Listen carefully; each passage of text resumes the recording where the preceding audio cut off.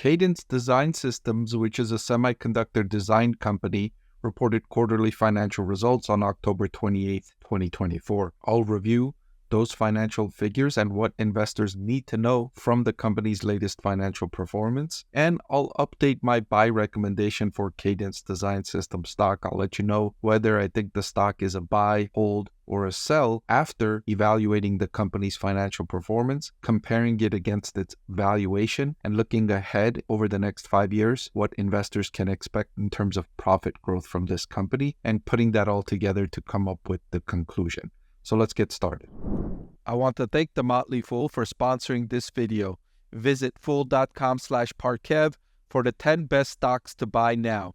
All right, so Cadence Design third quarter key takeaways include revenue growth of 19% year over year and operating profit margin of 45%, which is a really strong operating profit margin. And the company's performance was better than they were expecting. So they're now raising the midpoint of their 2024 earnings per share expectations to $5.90.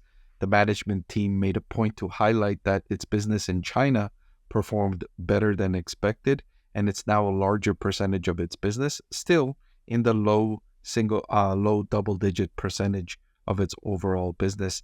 That region has been a concern for many semiconductor companies, given the volatility and the geopolitical tensions regarding semiconductors and the strategic significance of semiconductors and how the United States and its allies are trying to withhold technology from China. So looking ahead for the full year of 2024, the company has forecasted $4.6 billion in revenue with operating cash flow of $1.1 billion at the midpoint. So roughly 20% cash flow from operations to sales ratio with a very strong operating profit margin. The business model for Cadence Design generates lucrative profitability and cash flow from operations, given that it's the asset-light business model, right? The design part of semiconductor business is the less capital intensive.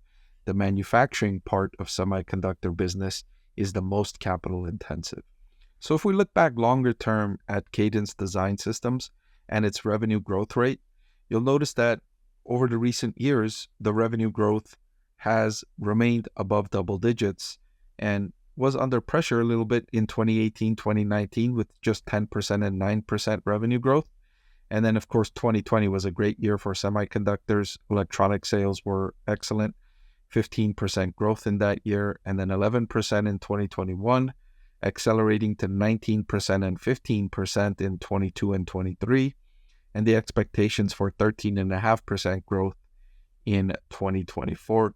So you'll notice revenue growth has picked up for Cadence Design Systems, and if you look at it over a 3-year basis, you can see that trend here going from an 8% 3-year compound annual growth rate all the way up to the expected 16% 3-year compounded annual growth rate for the year that will conclude fiscal year 2024.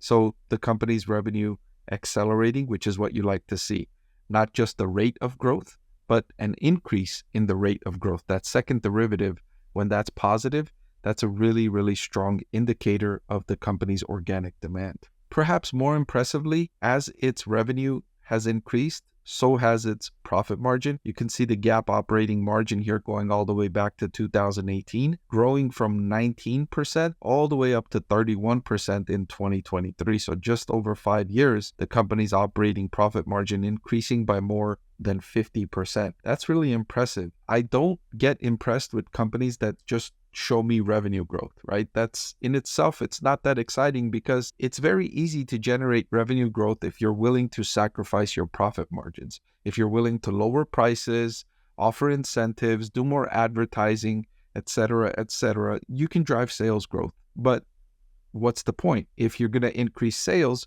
but then decrease profits? Profits is what you get to keep.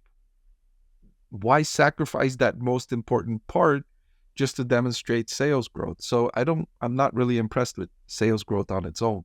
But when you show me sales growth that's accelerating, the second derivative, and on top of that, you demonstrate expanding profit margins, that's a strong 1-2 punch there. And that's what I really like when I see from businesses like I'm seeing here with Cadence Design Systems. Additionally, when you look at 3-year growth in earnings per share, the compounded annual growth rate, you'll notice they sustained over 20%, but you don't see the same second derivative growth here from its earnings per share. Compound annual growth rates from 20% in 2018 fluctuate up to 26% and down to 23%, and expected to be 21% by the end of 2024, by its fiscal year end of 2024. So you do see consistency in remaining above 20%, but you don't see that kind of expansion there in the second derivative growth rate in earnings per share, which is getting picky there, right? So if I did see that, that would be like another excellent data point for the company. But growing earnings per share north of 20% on a 3-year compounded annual growth rate basis is really, really good. Cash flow from operations also demonstrating excellent growth, growing from $605 million in 2018 up to $1.35 billion in 2023. That is expected to slow down to $1.1 billion here in 2024. Another key number I look out for from Cadence Design Systems is its backlog, and this is in billions of dollars. You'll notice the backlog steadily increasing from $3.9 billion to $6 billion in 2023. That's down a little bit here in the third quarter of Q4 to $5.6 billion. Still much higher than the $3.9 billion in 2020. And I like to see companies with strong backlogs like this because backlogs eventually turn into revenue, and when you have large backlogs, you can feel confident that the company's revenue will continue at these high levels for some time. And especially when you see backlogs increasing, that's a really strong indicator. And so the company had delivered 3 straight years of increasing backlog. Hopefully by the end of 2024, we can still see that from Cadence Design Systems. Still, excellent that its backlog has increased over the several years. All right, so looking ahead, the analysts on Wall Street that are following Cadence Design Systems, they expect this company will grow its earnings per share by 17.5% each year over the next 5 years. So they do expect a slowdown from the company's 20% plus growths of earnings per share over the previous 5-year and previous 6-year periods. But 17.5% is not that much lower than the 20%. But that 20% number is a key figure here for Cadence Design investors because they've, sustained that north of 20% level. 17.5% would not be that bad. It would be solid for a company of this scale to demonstrate this kind of growth. Now, on the back of the company's earnings release, the stock is rising. However, for the full year, it's only up 5%. But today alone, following the earnings release that came out yesterday, the stock price is up over 12%. And as I highlighted, as I went through the financials, there was a lot of really strong numbers there. So I'm not surprised to see the stock price jump by as much as it's jumping, especially because it had been underperforming so far year to date in 2024. The stock is now trading at a forward price to earnings of 41.5, which, considering its prospects, I feel is fairly valued. If I had to say, is it overvalued or undervalued, I would say it's closer to overvalued than undervalued. But I'd say the best way to describe it is fair value for a company of its characteristics: accelerating revenue growth, strong profit margins, solid backlog, industry that's in the beginning stages of a recovery. So I wouldn't say it's overvalued. I also wouldn't say it's undervalued. So then that leads me to the conclusion: buy, hold, or a sell. I would say the stock is a hold.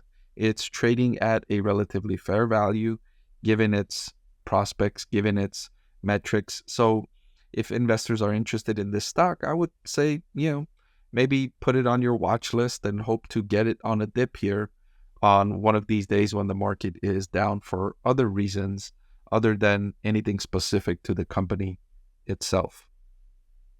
Hey everyone, I'm excited to announce that my book is finally available for sale.